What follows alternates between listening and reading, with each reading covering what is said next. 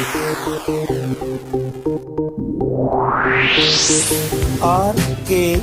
स्वागत है दोस्तों आपका एक बार फिर से हमारे YouTube चैनल RKB कैंफी वीडियोस में। क्लास 11th के एटॉमिक स्ट्रक्चर की हम अनेकों वीडियो आपके सामने अभी तक प्रस्तुत कर चुके हैं, जिनमें हमने जो लास्ट वीडियो आपके सामने प्रस्तुत की थी उसमें हमने आपको अफबाउ का नियम बताया था। अब अफबाउ का नियम जो होता है वो किसी भी परमाणु का इलेक्ट्रॉनिक विन्यास लिखने के लिए प्रयोग किया जाता है, जिसमें उस तत्व का इलेक्ट्रॉनिक विन्यास हम उसके उपकोषों sp,df के अनुसार लिखते हैं, जबकि कक्षाओं के अनुसार उसका इलेक्ट्रॉनिक विन्यास लिखने का नियम बोहरबरी नियम या 2n² नियम कहलाता है।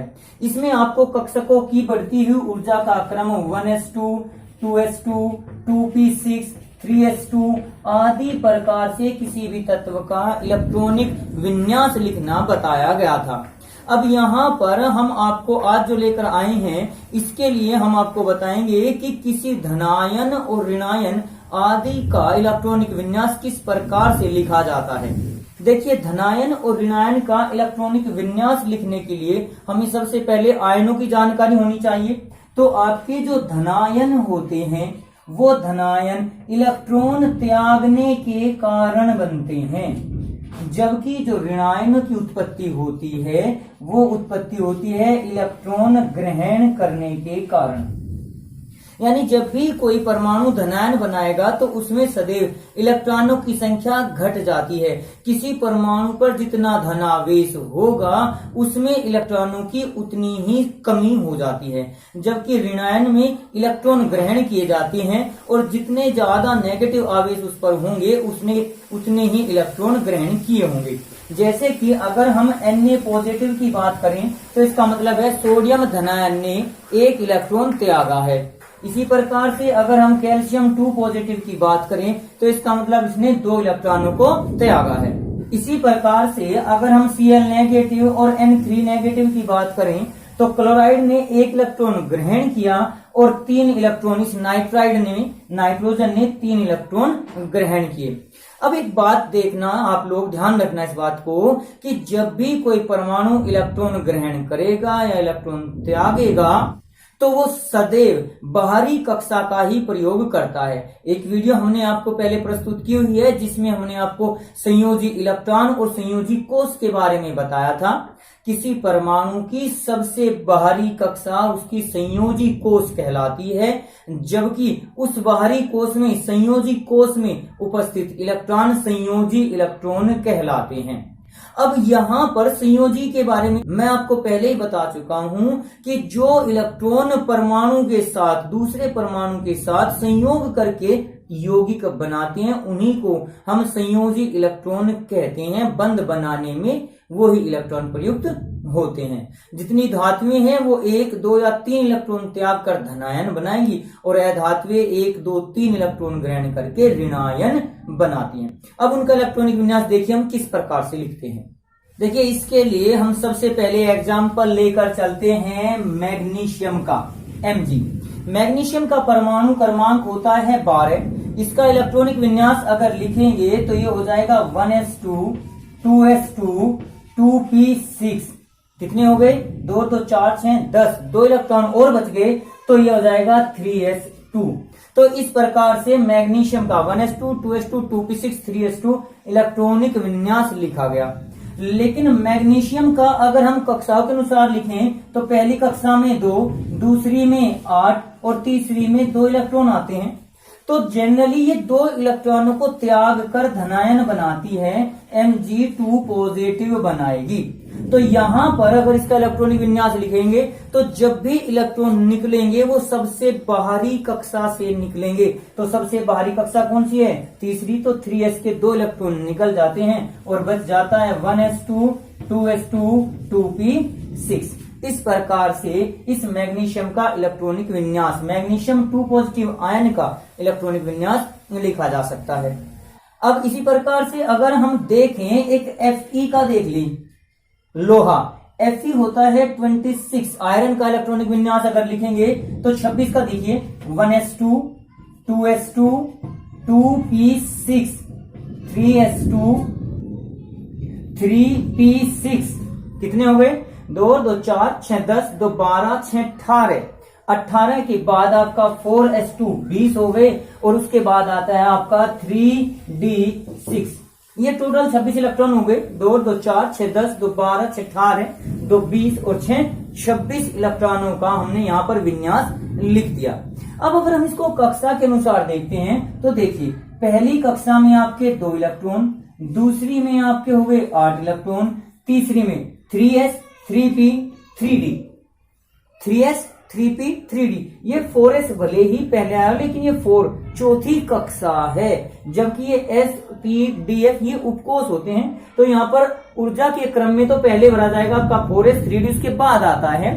लेकिन जब हम कक्षाओं की बात करते हैं तो ये 3d 3s और 3p के साथ लिया जाता है। तो 6 और 2 8 और 6 14 इलेक्ट्रॉन यहाँ पर आ गए और लास्ट में आ गए आपके 2 इलेक्ट्रॉन। अब यहाँ पर आप समझ गए होंगे कि ये जो 14 इलेक्ट्रॉन आए थे जब हमने बोरबरी का नियम बताया था, तब ये किस प्रकार से आते हैं। बाहरी कक्षा में 2 इलेक्ट्रॉन होने के बाद अगली ये कक्षा क्यों भरती है, शायद अब आप इसको क्लियर समझ गए होंगे।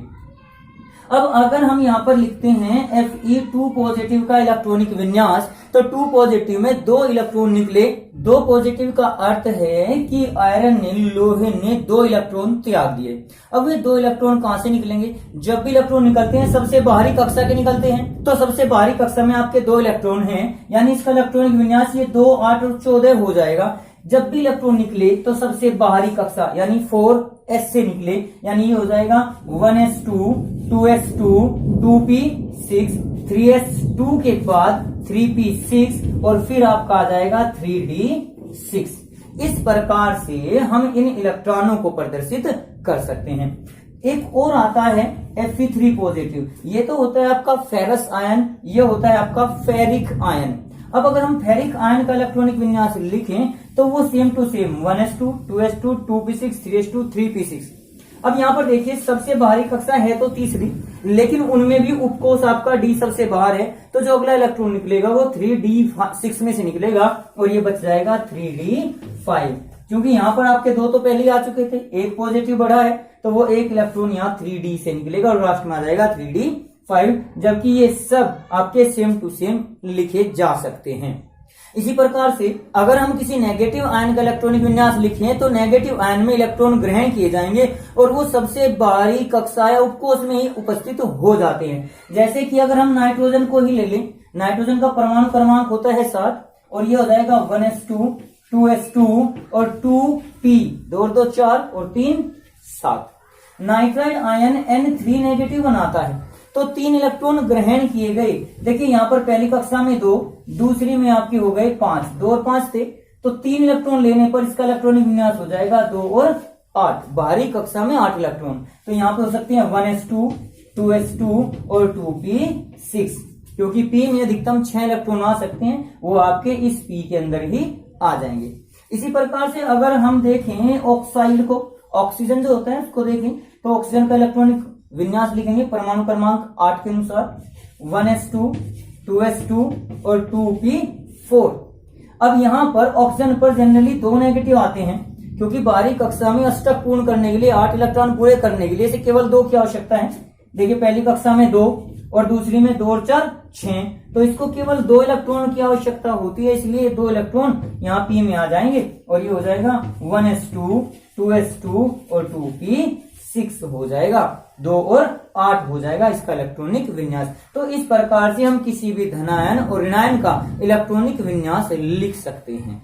कभी कभी जो आवेश होते हैं, धनावेश या ऋणावेश परमाणु के ऊपर, आयनों के ऊपर उपस्थित, उनको कभी कभी ऑक्सीकरण संख्या के नाम से भी प्रदर्शित किया जा सकता है। ये कहा जा सकता है कि कैल्शियम की ऑक्सीकरण अवस्था +2 है, या कैल्शियम को सेकंड के रूप में प्रदर्शित कर दिया, तो इसका मतलब है कि इसने 2 इलेक्ट्रॉन त्याग दिए। इसका मतलब भी ऑक्सीडेशन अवस्थेट या ऑक्सीकरण अवस्था के रूप में अगर दे दिया जाए तो भी आप उसका मतलब आवेश से ही मानकर चलेंगे यहाँ अपने 11th लेवल पर। इसके बाद कभी कभी एक क्वेश्चन ऐसा पूछ लिया जाता है कि आपको कुछ ऑर्बिटल दे दिए जाएंगे और बताएंगे कि इनमें से बताइए कौन सा ऑर्बिटल संभव है और कौन सा नहीं। जैसे कि दे दिया क्या 1p संभव है, या दे दिया 3s2 संभव है, या कह दिया आपका 4f14 संभव है। इसी प्रकार से आपका दे दिया 2d5, क्या ये संभव है? अब संभव है तो क्यों और नहीं है तो क्यों, इनका जवाब हम किस प्रकार देंगे? देखिए, मैंने आपको पहले ही बताया है कि पहली कक्षा में हमारा केवल s ऑर्बिटल उपस्थित होता है, दूसरी में आपका s और p, तीसरी में s p d, चौथी और उससे बाकी सभी में आपके s p d और f चारों के चारों ऑर्बिटल उपस्थित होते हैं। तो यहाँ देखिए 1p, क्या ये संभव है? ये संभव नहीं है।